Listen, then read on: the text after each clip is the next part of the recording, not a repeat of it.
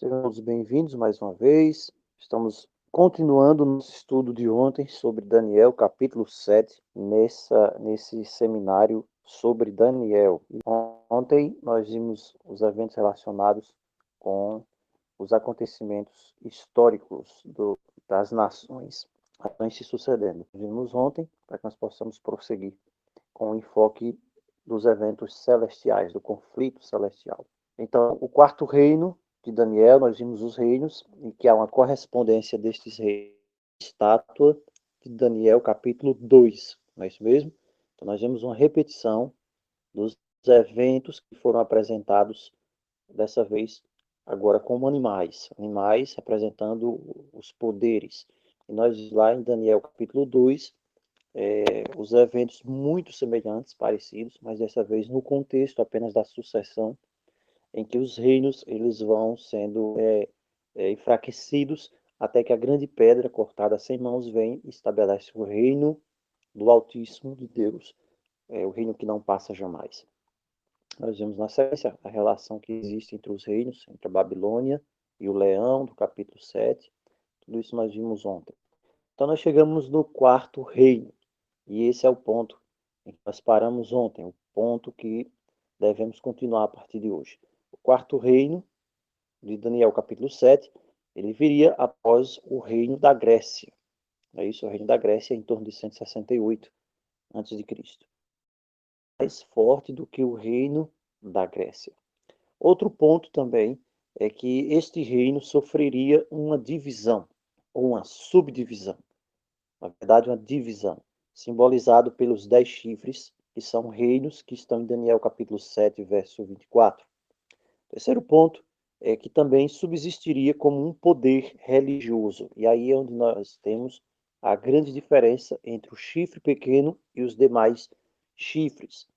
O chifre pequeno perseguiria os santos do Altíssimo por um período de tempo. E ele é um poder diferente dos demais.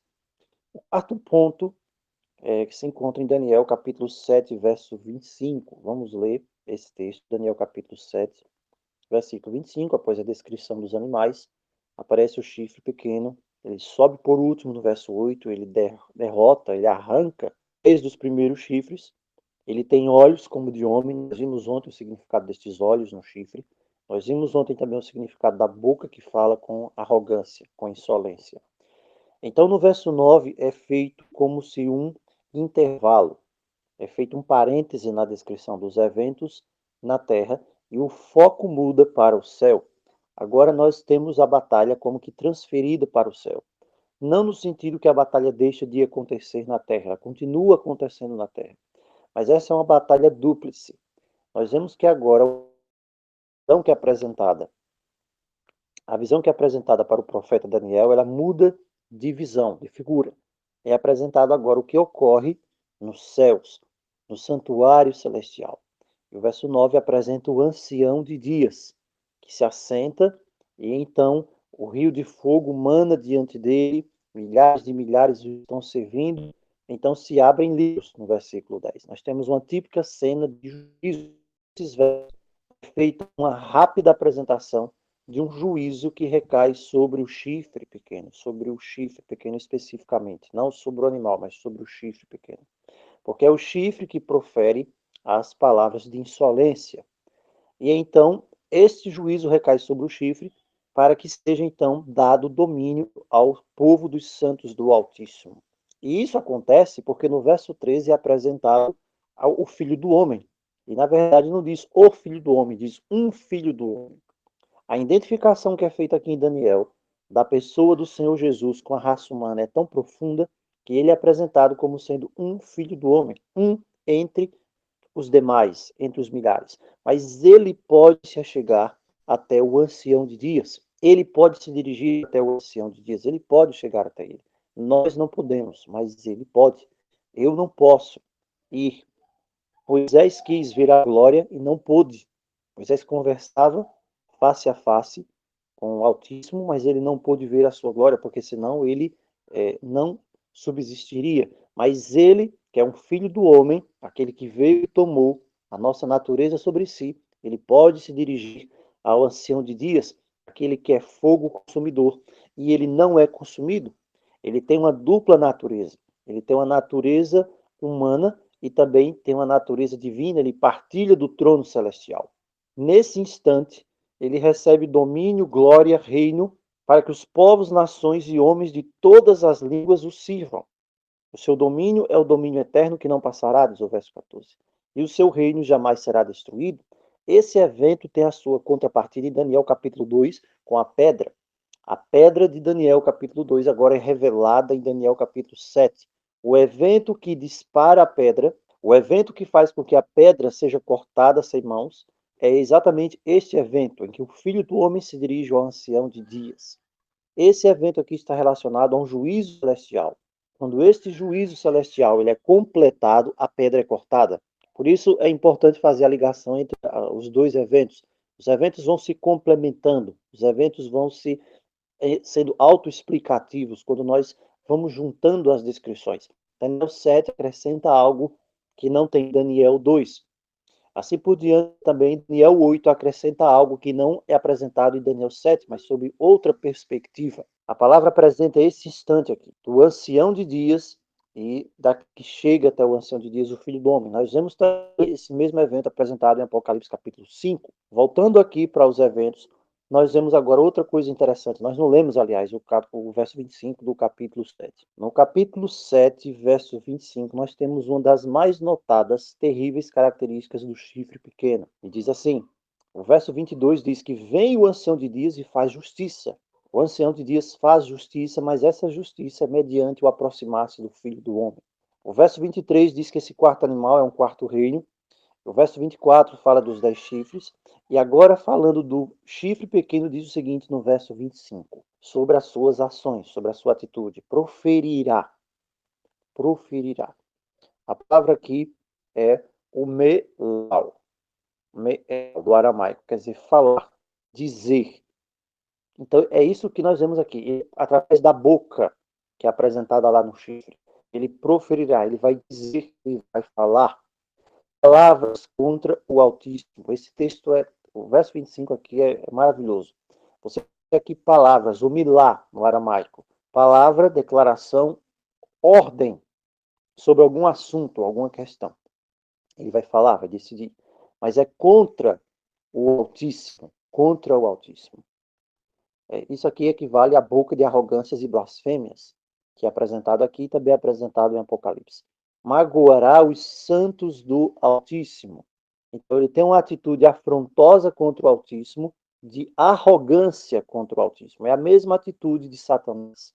É a atitude que está caracterizada pelo chifre, porque o chifre é um instrumento de Satanás. Então nós temos a mesma atitude, por isso esse proferir palavras com arrogância, arrogâncias e blasfêmias, que é apresentado também em Apocalipse 3. Magoará os santos do Altíssimo. Magoará os santos do Altíssimo. A palavra aqui diz que ele irá gastar, consumir os santos do Altíssimo em grandes perseguições. E também cuidará, pretenderá, porque não consegue, é só uma pretensão, mudar. Mudar é do Shena, do aramaico, quer dizer transformar, frustrar, fazer diferente, alterar. Esse é o sentido aqui. Mudar o tempos e a lei. No contexto aqui, no original do verso 25, você não tem e a lei. Você tem tempos, lei. Tempos, lei. A palavra tempos é o zeman do aramaico, quer dizer tempo determinado. Então, ele haveria de mudar um tempo, um período de tempo determinado. Um período de tempo determinado. A palavra aqui que é usada para lei também é a palavra dat, do aramaico, que significa realmente aquele lei. Lei, decreto do rei, lei do Criador. Agora, o que é interessante aqui para que nós possamos entender qual é a referência disso? A gente vai ver daqui a pouco. Finalizando, o quinto ponto diz que esse poder também ele será destruído, a manifestação do reino de Deus. Daniel 7, 20 a 22, o 25 e o 26. Agora vejamos bem, essa expressão cuidará e mudar os tempos de a lei. O que é que nós podemos perceber aqui de importante hoje para nós no nosso estudo? Esse termo aramaico que a gente viu, dat, ele é traduzido por lei. Ele só é traduzido por lei em dois lugares. Apenas em dois lugares. Uma única vez, aqui, ele está aqui em Daniel 7:25, lei, esse termo aqui, e ele aparece lá em Deuteronômio 33, verso 2. Então, são os únicos dois lugares que nós temos essa palavra específica, do aramaico dat. Aí, quando eu vou para Deuteronômio 33, verso 2, o que é que eu encontro? Deuteronômio capítulo 33, versículo 2. Eu vou encontrar a mesma palavra. Deuteronômio 33, verso 2. E diz assim, Deuteronômio 33, verso 2. Diz assim: Disse, pois, o Senhor veio do Sinai. Aqui está falando da apresentação do Senhor, aquele que existe. Ele veio do Sinai. Então, a referência ao Sinai aqui é a apresentação da lei, dos 10 mandamentos. E lhes alvoreceu do monte Seir, resplandeceu desde o monte Parã, e veio das miríades de santos, e veio com ele, ao lado dele, as miríades de santos. E aqui o termo de santos, obviamente, ele se refere ao mesmo sentido de santos lá no livro de Daniel, que não são os santos do Altíssimo que estão na terra, mas os seres celestiais. Existem várias referências em Daniel. É por isso também que quando Paulo fala lá em 2 Tessalonicenses que Cristo vai se apresentar, ele vem com os seus santos, é feita uma interpretação errônea de esses santos são os salvos já, que foram arrebatados e aparecem lá nos céus com Cristo. Não tem sentido isso. Os santos referem-se aos seres celestiais. A gente viu isso em Daniel 2, por exemplo. A gente viu em 2 não, a gente viu em Daniel 3, né? 3, o som da árvore, que fala lá que da Nabucodonosor. Qual é o capítulo? Quem está lembrado aqui do capítulo? Daniel, é o 2, o 3 ou o 4? O que é que vocês dizem? Qual é o capítulo de Daniel que nos apresenta lá Nabucodonosor como sendo a grande árvore? Quem é que está lembrado aqui? Alguém está lembrado? Alguém está lembrado do capítulo? Capítulo 4, não é isso? Capítulo 4, tudo bem. Voltando para o capítulo 7 aqui de Daniel. Então, nós encontramos essa palavra em Deuteronômio 3, verso 2, e diz assim: à sua direita havia para eles o fogo da lei. Veja, à sua direita havia para eles o fogo da lei. Não está aqui o fogo da. Não está aqui relacionado à palavra. Você tem o date aqui. Então, ele está especificando com essa palavra a lei dos 10 mandamentos. Assim como lá em Daniel também está sendo especificado que a atuação do chifre pequeno seria contra a lei dos 10 mandamentos. Porque algumas pessoas poderiam argumentar dizendo o seguinte: então isso aqui é uma mudança no santuário. Aqui está se referindo ao Antíoco Epifânio, ou Antíoco Epífanes, na época lá de Judas Macabeu, que foi lá, colocou um ídolo dentro do templo em Jerusalém, profanou e mudou ali a lei, aquela coisa toda. As pessoas podem, às vezes, querer usar esse tipo de argumento. Mas a ligação das passagens vai mostrar claramente que não se refere à Torá em si, toda a Torá, a lei de Moisés, mas aos 10 mandamentos. Agora, o termo também tempos, que diz aqui mudar tempos, lei, ele vem do aramaico, é o zenim. E aqui também diz que seria mudado. E refere-se a um tempo estabelecido, como nós vimos. É um tempo determinado. Se é um tempo determinado, é um tempo estabelecido, um tempo apontado.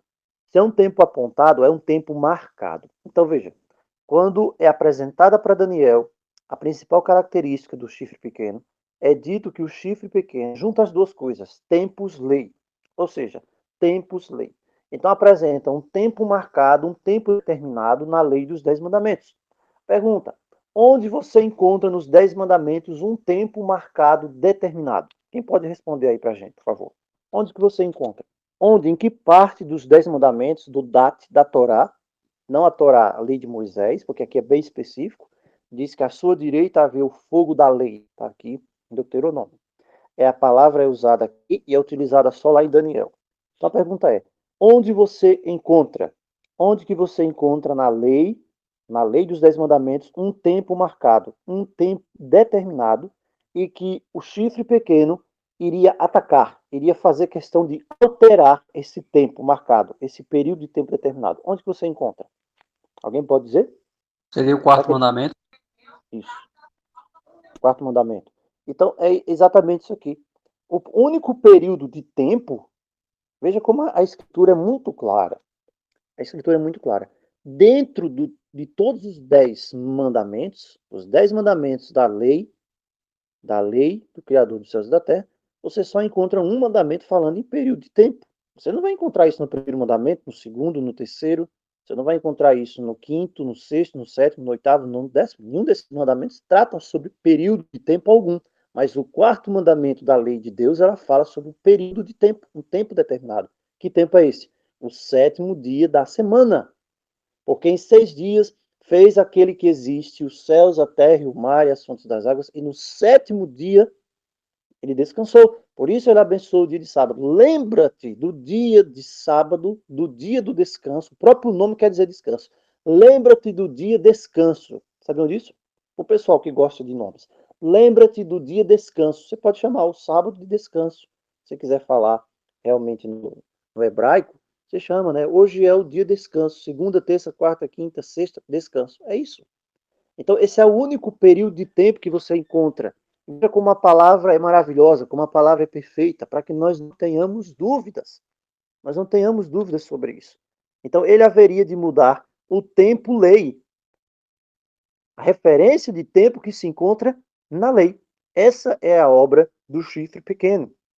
O resultado inevitável disso nós sabemos qual foi. Foi a alteração do sábado. O sábado virou sábado judaico, o sábado não é cristão. Ah, o sábado passou. Ah, o sábado não é o dia do Senhor. Ah, Jesus ressuscitou no domingo, porque a gente já viu tudo isso no canal. Está disponível para os irmãos que quiserem ver. Tudo isso totalmente desmascarado na Escritura. Não existe isso. A palavra é uma só. E esse período do tempo, ele é alterado. Ele se repete e ele está nas 10 palavras, nos 10 mandamentos. Então, qual é o único reino que fez isso? Você não tem nenhum reino para fazer isso no passado. Babilônia não fez isso. Medopérsia não fez isso. Grécia não fez isso. Egito não fez isso. Não fez isso. Não trabalhou desta forma. A Síria não fez isso. Não se conduziu desta maneira com relação ao povo de Deus, embora destruindo Israel em 722. Não fez isso. O único reino que preenche estas condições é o Império Romano. O Império Romano se estabelece logo após a queda lá da Grécia, e você tem a Roma imperial, depois você tem lá o poder religioso opressivo da Igreja Romana, Roma papal. E exerceu essa influência e exercerá até a manifestação visível do reino de Deus, por ocasião da segunda vinda. Então, esse é o quarto animal aqui. E a importância de entender Daniel 7:25 é muito grande. É muito importante entender isso aqui. Esse monstro, o quarto animal, ele nós vimos ontem, não é nenhum tipo de animal conhecido que Daniel pudesse identificar. Então, o poder mundial que sucedeu o Terceiro Império é Roma. Isso aqui não tem mais o que se discutir. A gente já viu sobre os dentes de ferro, que Roma destruía as nações. Nós vimos os chifres, o significado dos 10 chifres. E a gente viu os principais, né, os que têm uma concordância geral dos historiadores, são os ostrogodos, os visigodos, os francos, que dão origem à França, os vândalos, os suevos, alamandos, alamães e por aí.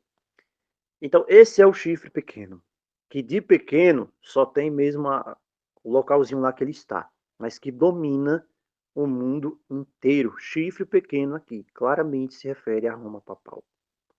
Ah, mas tem algum fato histórico que fala disso? Não, tem fato histórico, sim. Tem historiadores que falam isso. Das ruínas da Roma política surgiu o grande império moral, na forma gigante da Igreja Romana. Aqui tem o ressurgimento da Igreja medieval. Tem vários autores que vão falar sobre isso. Vários autores vão falar sobre isso aqui. A gente já viu sobre os olhos, mais uma vez. Os bárbaros, né? Os olhos não tinham entendimento, eles eram iletrados, a grande maioria, porque Roma dava o nome de bárbaros para qualquer nação ao redor. Agora, o chifre pequeno é notável por sua inteligência, perspicácia e previsão. E da boca que fala com insolências contra os santos do Altíssimo. Voltando para o ancião de dias, a expressão do ancião de dias é descritiva. É descritiva com relação ao pai. É o pai que está sendo apresentado ali, ele o ancião de dias. Essa expressão também ela só ocorre aqui. ela só ocorre aqui em Daniel. Ancião de dias. Ancião de dias. Você tem um título. Você tem um título para o Altíssimo. Por quê? Porque ele vive para sempre, cujo reino é eterno. Por isso é apresentado como ancião de dias. E nós vemos que se assenta um tribunal e se abrem os livros. Então você vê aqui que se abrem livros em Daniel e em Apocalipse 5, apresentado um único livro, mas com 7 selos. Então nós estamos tratando aqui dos mesmos eventos. Você tem um tribunal celestial que é presidido pelo Altíssimo, e é neste tribunal que ele responde ao desafio pronunciado pelo chifre pequeno. É isso? É a partir desse instante que esse desafio, feito pelo chifre pequeno, através da sua atuação, é respondida pelo Altíssimo, aqui no versículo 8. E você tem os livros aqui. As pessoas ignoram muitas vezes esses eventos relacionados ao santuário. As pessoas esquecem que existe um santuário, que foi dito a Moisés, que tudo ele fizesse conforme o que foi apresentado no monte. E as pessoas esquecem também que o livro de Hebreus existe para que nós tenhamos entendimento sobre essas coisas. E Cristo, que o Messias, ele é o ministro do santuário celestial, do verdadeiro, que não foi construído pelo homem. Então, no livro do Apocalipse, capítulo 5 e 6, é apresentado exatamente essa ministração no santuário celestial. E as pessoas querem colocar lá o selo como sendo o primeiro selo, é o anticristo. O segundo selo, vai acontecer. Espera aí. De problemas, de catástrofes, já bastam as trombetas e as pragas, já basta o sexto selo, aliás. O sexto selo, sim. Mas se você pega o contexto dos eventos que são apresentados lá em Apocalipse 5 e 6, é um contexto absolutamente refletido de Daniel, desses eventos aqui de Daniel capítulo 7. É uma explanação adicional do que é apresentado aqui. Verso 10. Assentou-se o tribunal. O que é um tribunal? Um tribunal é para que se haja um julgamento. E se abriram os livros. Então, um tribunal celestial. Você vai ver a mesma coisa em Apocalipse. Você tem um livro na mão direita daquele que existe, daquele que tudo é. É esse o seu nome. E ali é apresentado. Quem é digno de abrir o livro e desatar os selos? Então você tem a mesma cena. Aqui em Daniel, a cena é apresentada de forma direta, porque é preciso que haja um juízo. É preciso que o juízo venha. É preciso que o juízo recaia sobre o chifre pequeno, nesse contexto da complementação dos eventos de Daniel 2. A pedra, é preciso que a pedra seja cortada. Essa pedra só é cortada em Daniel 2, porque esse juízo finaliza em Daniel 7. Nós estamos vendo eventos paralelos aqui, são eventos paralelos. E eles vão se desenrolar ainda em Daniel 8, que nós veremos amanhã. Então a palavra diz claramente aqui que ele foi morto. No verso 11 de Daniel 7, diz que ele é morto. Então, aqui chega o fim do sistema e da organização simbolizada pelo chifre. Então veja que aqui em Daniel é tudo muito sintético. Os eventos são bastante resumidos. Mas esses mesmos eventos aqui do verso 11, foi morto, ele só vai ser apresentado lá em Apocalipse 17. Porque lá em Apocalipse 17 vai falar da mulher prostituta sendo queimada. Não é isso? Os 10 chifres odiarão a meretriz e a farão despojada. Está lá em Apocalipse 17. Aqui, em Daniel, não é apresentado este processo, esses eventos. Os eventos aqui em Daniel, eles são muito sucintos em Daniel 7. Por quê? Porque nós temos uma progressão. Em Daniel 7 nós temos uma progressão de eventos. Apocalipse fecha a progressão de eventos. Por isso que os livros de Daniel e Apocalipse, eles precisam ser interrelacionados uns aos outros, para que nós possamos perceber como as coisas são realmente, como é que elas funcionam, a engrenagem da profecia. Aqui diz que o chifre pequeno é morto. Acabou o sistema, a organização. Apocalipse 18 diz que Babilônia é destruída e que a mulher prostituta é queimada. Veja, mas isso não é apresentado aqui. Isso não é apresentado aqui com essa riqueza, com esses detalhes adicionais que são apresentados em Apocalipse, porque aqui o foco é o surgimento do chifre, o que ele faz, a perseguição aos santos, que também é apresentado lá em Apocalipse 13, e então imediatamente o juízo recai sobre ele, porque o foco aqui está sendo no ancião de dias e no filho do homem, um filho do homem que vai até ele. É isso que nós vemos aqui. Então nós temos aqui perspectivas proféticas. Perspectivas proféticas. Eu tenho uma determinada perspectiva em Daniel 2, eu tenho uma determinada perspectiva em Daniel 7, e eu tenho uma determinada perspectiva em Apocalipse, aliás, Apocalipse 12, 13 e 14, onde todos os eventos ali, antes desse evento do verso 11 acontecer, é preciso que existam os eventos de Apocalipse 13 e 14, e 15 ainda, e 16 ainda, e 17. Então, no 17 e 18, acontece o que está aqui representado, apresentado minimamente no verso 11, quando diz que ele foi morto. Interessante isso. Mas veja, aqui os eventos, mais uma vez, não estão em ordem, não estão numa ordem cronológica exata, assim como no Apocalipse também não estão, em alguns pontos lá. Porque no verso 13 diz que veio o Filho do Homem. Nós já falamos sobre isso. Então é apresentado a destruição e o Filho do Homem recebendo o reino. E a ênfase está na sua humanidade. Por isso que ele é apresentado como Filho do Homem. Não é apresentado como Filho de Deus. Ele não é apresentado aqui como aquele Rei dos Reis e Senhor dos Senhores, lá de Apocalipse 19. Porque ele vem até o Ancião de Dias para efetuar juízo. Ele é quem julga. O Pai a ninguém julga, mas ao Filho confiou todo o julgamento, está lá em João. Então, essa é a perspectiva que é apresentada aqui. Da mesma maneira que em Apocalipse 5, ele é apresentado como o cordeiro que tendo sido morto. Então, são as perspectivas que são apresentadas na profecia. E cada perspectiva que é apresentada é para que nós tenhamos uma ênfase sobre um ponto principal que o Altíssimo quer nos passar, a mensagem que quer nos passar nesse momento. Então, alguém semelhante a um ser humano se aproxima do trono para receber o reino, para receber o reino. E veja, ele se aproxima para receber o reino. Quando eu vou para Apocalipse, vamos fazer um paralelo aqui. Eu vou para Apocalipse agora, eu vou ver a mesma cena. E essa cena se encontra aqui em Apocalipse capítulo 5. Apocalipse capítulo 5 diz assim: Então vi no meio do trono, verso 6, Apocalipse 5, verso 6. Eu vi no meio do trono e dos 4 seres viventes e entre os anciãos de pé um cordeiro como tendo sido morto. Essa é a perspectiva. Por que essa é a perspectiva aqui? Lá em Apocalipse 7 é apresentado um filho do homem. O filho do homem. Ou seja, ele tem a qualificação para poder chegar, e ele vai chegar na presença do Altíssimo como filho do homem. Porque no juízo celestial serão julgados homens, e ele já cumpriu o pré-requisito estabelecido pelo Altíssimo de salvação. Aqui no Apocalipse ele é apresentado como cordeiro. Não adianta apenas ser o filho do homem, ele precisa ser o cordeiro. É isso que o qualifica para que possa tomar o livro. Por isso que diz no verso 7, ele vem e toma o livro da mão direita daquele que está sentado sobre o trono. Quando ele toma o livro daquele que está sentado sobre o trono, o céu explode de alegria. É isso que nós vemos em Apocalipse. Verso 8, ele toma o livro, os 4 seres viventes, os 24 anciãos se prostram diante dele. No verso 9 diz o motivo: digno és de tomar o livro, de abrir os selos, porque foste morto. Em Daniel 7 não apresenta essa perspectiva.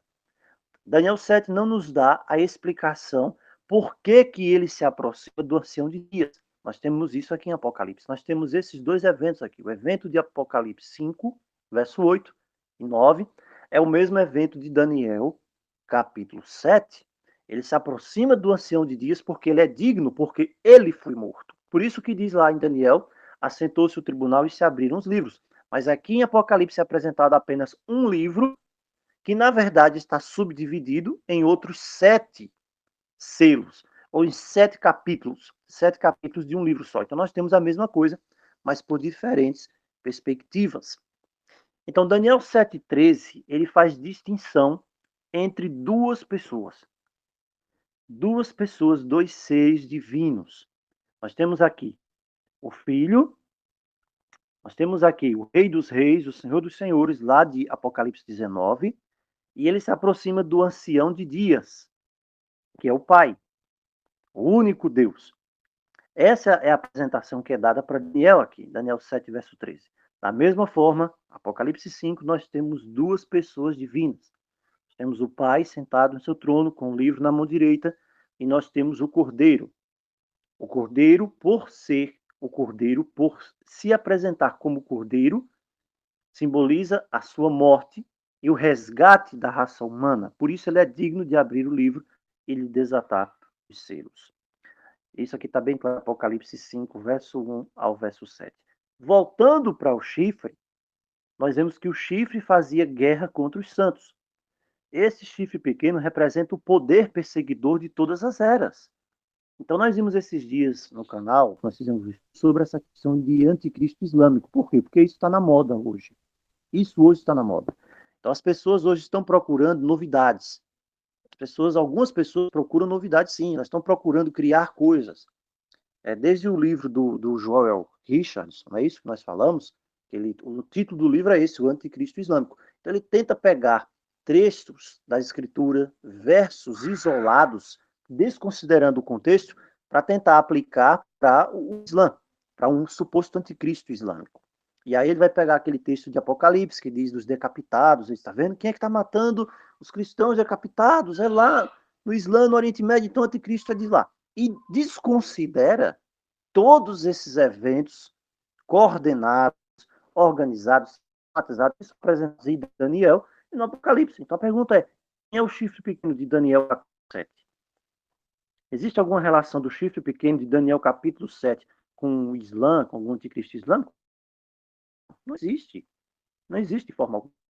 Então as coisas precisam ficar bem claras nessa perspectiva. Eu não posso simplesmente querer criar uma doutrina porque eu acho ela interessante, porque eu vejo hoje na notícia que aconteceu isso e eu vou querer desconstruir toda, toda uma estrutura que está montada na profecia. Por causa do que eu acho que é interessante, ou porque eu acho que é novo, uma coisa. Então eu não posso fazer isso.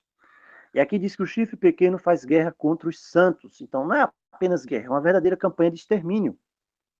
E prevalecia contra eles. Então você vê que prevalece, é por tempo isso aqui. Eles estão aparentemente indefesos, eles estão sendo destruídos, não tem ninguém que faça nada por eles. Mas até o verso 22 chegar, quando diz: veio o ancião de dias e fez justiça. Quando o ancião de dias ele faz justiça aos santos do Altíssimo, então é que a pedra de Daniel capítulo 2 é cortada. Esses eventos estão interligados. Então Daniel está relatando esses eventos à medida que eles lhe aparecem em visão. Então, a vinda do ancião de dias, o agir do ancião de dias se refere ao surgimento, à ação dele na cena profética. Você compara isso com os versos 9 a 14. Então, ele faz justiça. O fazer justiça aqui, o fazer justiça, inicia-se não somente com um ato material que é na terra, mas inicia-se com uma finalização de um processo de julgamento que acontece no céu. Então, essas coisas precisam ser colocadas dentro da órbita correta. Primeiro, se é feita a justiça nos céus. Os santos do Altíssimo, eles recebem as vestiduras de justiça. A gente vai ver várias vezes isso nas parábolas até. O Apocalipse fala que o linho finíssimo são os atos de justiça dos santos. Apocalipse, lá no 5º selo, fala: até quando não julgas e não vingas? Então, esse evento lá do Apocalipse que fala dos mártires, quando eles estão vindicando o juízo, e são os mártires, são os mesmos que se fala aqui em Daniel capítulo 7, que são os perseguidos, que são os que estão sendo destruídos pelo chifre pequeno. Então chega um momento, nessa escalada dos séculos, em que o clamor dos santos ele é atendido. E aí nós vimos também lá em Apocalipse que a pergunta é: quem pode subsistir? Finaliza quando? No 6º selo, não é isso? O 6º selo inicia, o 6º selo lá em Apocalipse, ele vai iniciar, ele vai dar uma aparição visível àquilo que é feito no momento em que o Cordeiro recebe o livro selado com 7 selos das mãos do Pai, que equivale em Daniel 7 ao ancião de dias. Então você vê que são eventos que estão se entrelaçando. Eventos no céu influenciam eventos que acontecem na terra. Eventos no céu, primeiro selo, segundo selo, terceiro selo, quinto selo. O quinto selo é uma sequência de um evento que acontece na terra. Que evento é este? A perseguição dos santos do Altíssimo. Então, quando o ancião de dias vem fazer justiça aos santos do Altíssimo, ele inicia pelos eventos que estão ali no 6º selo. Mas isso não quer dizer que ele somente atua a partir dali, porque nós já temos o primeiro, segundo, terceiro, quarto selo, quinto selo também. Nós temos isso apresentado no canal, a gente pode ver isso lá. Podemos estudar de novo outra vez.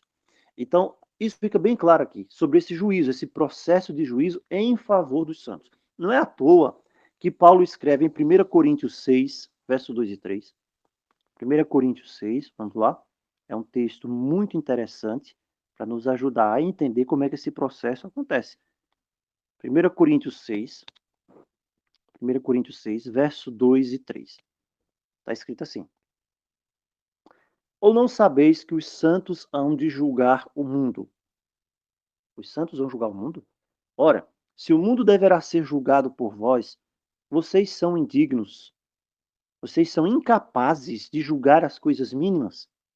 Até aí tudo bem, mas você vai julgar o mundo? Como é que eu vou julgar o mundo? E os coríntios sabiam disso já. Verso 3: Não sabeis que havemos de julgar os próprios anjos? Como? Quanto mais as coisas desta vida. Nós vimos isso quando nós estudamos Apocalipse, sobre essa questão do processo do juízo, que está entrelaçado com o santuário celestial, não é verdade? Então, quando Cristo aparece nas nuvens do céu, quando o Messias aparece nas nuvens do céu, o que é que nós temos? Nós percebemos o seguinte: os santos julgam o mundo, os santos julgam os anjos. Pergunta: em que momento? Em que momento os santos julgam o mundo? Em que momento os santos julgam os anjos? Aí nós precisamos ir para Apocalipse capítulo 20.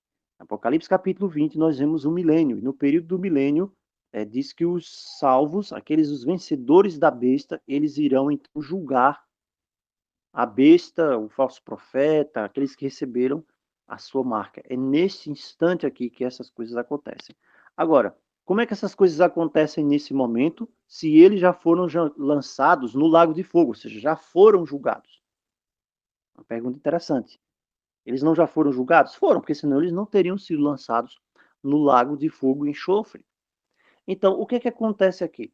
Se eu vejo na Escritura, o Pai a ninguém julga, mas ao Filho confiou todo julgamento. Nós vemos uma partilhação, um partilhamento, vamos dizer assim, a palavra correta.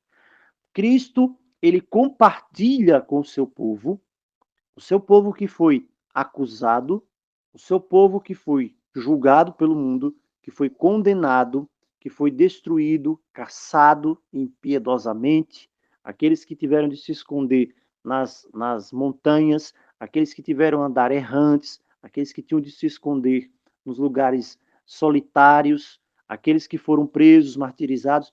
O Messias, Cristo, ele compartilha com o seu povo o seu juízo perfeito, para que o seu povo tenha a oportunidade de confirmar o juízo que já é realizado nos céus. Porque como é que essas pessoas são lançadas no lago de fogo e enxofre? Cristo já vem, já determina quem é salvo, quem não é, e isso aqui não já foi decidido. Claro que já foi decidido. Mas os santos terão a oportunidade de partilhar desse juízo. É isso que Paulo está falando aqui. Você vai julgar o mundo, você vai julgar até os anjos, você vai julgar, você vai ter entendimento, você vai compreender tudo que está envolvido na relação de vida eterna e de morte eterna. Então, esse evento está intimamente relacionado com isso aqui, da vinda do ancião de dias, quando ele faz justiça aos santos do Altíssimo. Falando um pouco sobre essa questão de proferir palavras contra o Altíssimo. A literatura eclesiástica, ela é bem farta disso aqui, desses exemplos, né? Do que são as palavras contra o Altíssimo. O que são as palavras arrogantes contra o Altíssimo? Alguns exemplos. Tem aquela enciclopédia, uma enciclopédia, né? Deixa eu ver de quem é a enciclopédia, deixa eu ver aqui, se tem a descrição dela. Ok, é do Lúcio Ferrari. Lúcio Ferrari, né, na volume 6. Ele diz assim, ele tem algumas dessas declarações arrogantes e blasfemas do chifre pequeno. Exemplo, tem um lá que é assim: o Papa é de tão grande dignidade, tão excelso, que não é um simples homem, mas como se fosse Deus, é o vicário de Deus. Ou seja, vicário é substituto de Deus, coloca no lugar de Deus. O que é isso aqui? Blasfêmia. Outra declaração: o Papa está coroado de uma coroa tríplice, porque ele é rei dos céus e da terra e das regiões inferiores. Espera aí, o que a Escritura diz? Que é o único que é rei dos céus, da terra e das regiões inferiores. O que Paulo fala em Filipenses? Para que ao nome de Jesus, de Jesus, de Yahushua, ele sabe qual é o nome que você está clamando por ele. Se dobre todo o joelho nos céus, na terra e nas regiões inferiores. Então isso aqui é uma blasfêmia também.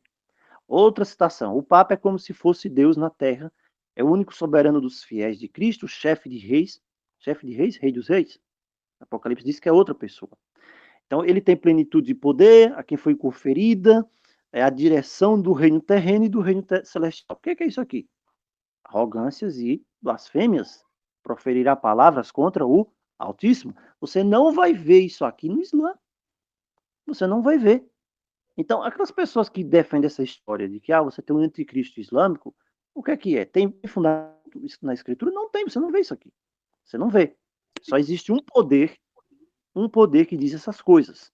Outra citação, diz assim, o Papa tem também autoridade e tanto poder que ele pode modificar, declarando aqui, tá? Confessando, explicar ou interpretar até as leis divinas. Isso aqui é uma confissão. Se isso aqui não for uma confissão de Daniel 7:25, eu não sei o que é mais. Porque, na verdade, isso aqui é uma confissão das mais claras. Não, a gente tem poder para modificar, alterar até a lei divina. Daniel 7:25 diz que haveria, claro, tempo, lei. O tempo, lei. É isso que está lá. Tempo, lei. E aí você vai procurar na palavra lá, você tem aquela palavra dat, não é isso que a gente viu? Só tem em Daniel 7:25, só tem em Deuteronômio. Então está mostrando claramente que está se referindo à mudança daquele mandamento que se refere ao período de tempo. E o único mandamento que se refere a um período de tempo é o quarto mandamento. Então tudo isso aqui são o quê? Proferir palavras contra o Altíssimo, magoar os santos do Altíssimo, 1260 anos, nós já vimos isso aqui também. A gente tem uma ideia disso. A Enciclopédia Católica diz que a bula ad extirpanda, essa bula aqui, ad extirpanda, ela é de 1252. Sabe o que diz nessa bula? Bula ad extirpanda. Diz assim, o Papa Inocêncio IV diz assim, quando aqueles condenados, quem for condenado como herege, tem de ser entregue ao poder civil pelo bispo. Já pensou? O bispo falava, você é um herege. Aí entregava a pessoa ao poder civil, à polícia, a polícia militar da época, né? Só uma referência aqui. Não existia polícia militar nem civil na época, mas o poder civil. E aí o que acontecia? O magistrado-chefe da cidade tinha de levar a pessoa imediatamente, em 5 dias no máximo, e executar a lei contra a pessoa. Quer dizer, em 5 dias colocar a pessoa na fogueira, matar a pessoa como herege. E aqui ele diz mais, né? Na bula ad extirpanda. Não pode restar nenhuma dúvida quanto a quais regulamentos civis se indicam. Não pode. As passagens que ordenam queimar os hereges impenitentes foram inseridas nos decretos papais das constituições imperiais, comissis nobis e inconstitutibile tunica. Quer dizer, são várias bulas aqui que é o seguinte, tem que pegar o herege, o bispo olhar para a cara sua, olhar para a minha cara e dizer, você é um herege, você não está aceitando a autoridade aqui do chifre pequeno, então você tem de ser entregue ao poder civil para ser queimado. Então, isso aqui foi renovado, foi reforçado por vários até. O Papa Alexandre IV, em 1254, o Papa Clemente IV, em 1265, Nicolau IV, Bonifácio VII, por aí vai. Então, as autoridades civis eram obrigadas. Então, aqui em Daniel capítulo 7, não sou eu quem falo, não sou eu quem estou dizendo, né? Ninguém pode mudar o que está apresentado aqui na profecia, e realmente aconteceu exatamente como foi apresentado para Daniel. E aqui diz que isso seria por um tempo, 2 tempos e metade de um tempo. Aqui nós temos o grande período de perseguição de 1260 anos, que começou em 1538 e que foi até 1798. Isso se cumpriu de forma exata, de forma exata. Contudo, esse período aqui, 2 tempos, um tempo, 2 tempos e metade de um tempo, onde um tempo equivale a um ano, 2 tempos, 2 anos e metade de um tempo a meio ano. Cada período desse aqui de 30 dias, um mês de 30 dias. Você tem 360 dias proféticos. Você vai ver isso em Apocalipse 11, verso 3. Você vai ver esse mesmo período, Apocalipse 12, 6. Esse é o princípio de equivalência de ano, tem lá em Números 14. Então, Apocalipse nos apresenta que isso volta a se repetir novamente. Volta a se repetir novamente. Esse período que houve no passado, durante a Idade Escura, durante o período da inquisitorial, da Inquisição, de 1260 anos, volta a acontecer novamente agora nos nossos dias. Mas como? 1260 anos de novo? Não. 1260 dias. 1260 dias. Apocalipse nos diz assim. Tem aqui Apocalipse capítulo 12, verso 6. Aqui você tem o primeiro verso, onde cumpriu-se o período de 1260 anos. Fala da mulher, a mulher aqui, o povo dos santos do Altíssimo, fugiu para o deserto, onde e havia já sido preparado um lugar para que nele a sustentem durante 1260 dias. Veja, isso aqui se aplica o princípio de equivalência dia-ano. Esses 1260 dias, na verdade, são 1260 anos, porque um dia equivale a um ano aqui.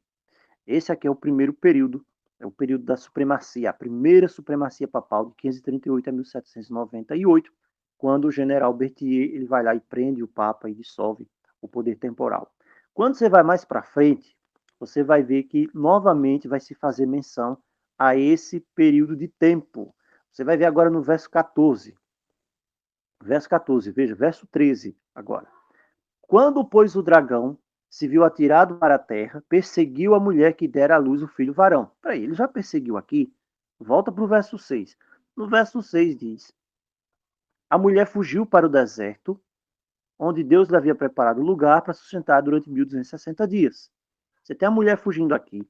Você volta, você vai para o verso 14 e você vê novamente a mulher fugindo. Porque o dragão agora inicia outra perseguição aqui contra ela. Veja, aqui está falando, né, do mesmo evento. Do mesmo evento. E da boca, né, da serpente, verso 15, arrojou água atrás da mulher. E diz aqui que nesse tempo aqui, versículo 10, não é isso? Fala que é a segunda expulsão de Satanás. A segunda expulsão de Satanás. Com a morte, né, com o sacrifício do cordeiro. E diz aqui no versículo 8, foi expulso o dragão, a antiga serpente, se chama Diabo e Satanás. Mas o verso 6, a mulher fugiu para o deserto, onde lhe havia Deus preparado lugar para que nele a sustentem durante 1260 dias. Quanto tempo é isso aqui? Você vai ter o período tempo-ano. 1260 dias ou 1260 anos. Aí você vai para Apocalipse 12, 17. Não tem como ser. Não tem como ser aqui um período agora de 1260 anos. Verso 14.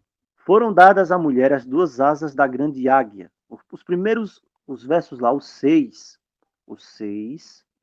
vamos deixar isso aqui bem definido. O 6, porque ele volta lá para a expulsão de Satanás. O verso 6, que fala aqui 1260 dias. E esse outro aqui, ó, verso 14. Verso 14, né? Verso 6 e o verso 14. Você vê que no verso 14 é apresentado tempos, tempo e metade de um tempo. Veja que é a mesma linguagem que é utilizada lá em Daniel. Então você tem também aqui 1260 dias, do mesmo jeito que tem lá em Daniel. Então aqui acontece a perseguição. Acontece a perseguição contra a mulher.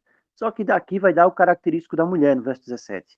O dragão se ira contra a mulher, a última vez, e essa mulher guarda os mandamentos de Deus e tem um testemunho de Jesus. Essa é a característica do povo contra o qual o diabo está irado. No capítulo 13 é apresentado a besta. Agora nós vamos ver novamente o mesmo período, só que dessa vez o período é apresentado em meses. Verso 5, Apocalipse 13, 5. Foi dada uma boca que proferia arrogâncias e blasfêmias e autoridade para agir 42 meses. 42 meses é quanto tempo? 1260 dias. 42 meses também é um tempo, tempos e metade de um tempo. Só que esse tempo aqui, do verso 5, ele é depois da cura da ferida mortal do verso 3. Apocalipse 13, 3. Viam de suas cabeças como ferida de morte. Quando foi isso? Lá, Napoleão Bonaparte, o general Berthier, prendendo, depondo o Papa lá, o Pio VI. Aqui diz a ferida mortal foi curada. Quando isso? Depois do Tratado de Latrão. A gente vê isso na história lá, 1929. E a terra se maravilhou seguindo a besta. Não quer dizer que a ferida já foi curada. Está no processo de finalização da cura. Porque quando isso aqui acontecer, então os 10 reis, eles terão todo o poder e autoridade com a besta durante uma hora.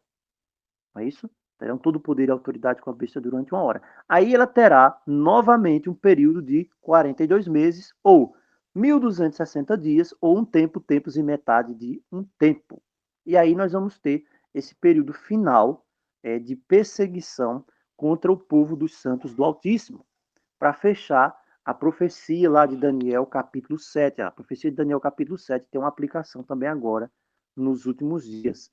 Então, nesse momento de Apocalipse 13, nesse instante, em Apocalipse 13, é que vem o ancião de dias e finalmente faz justiça ao povo dos santos do Altíssimo.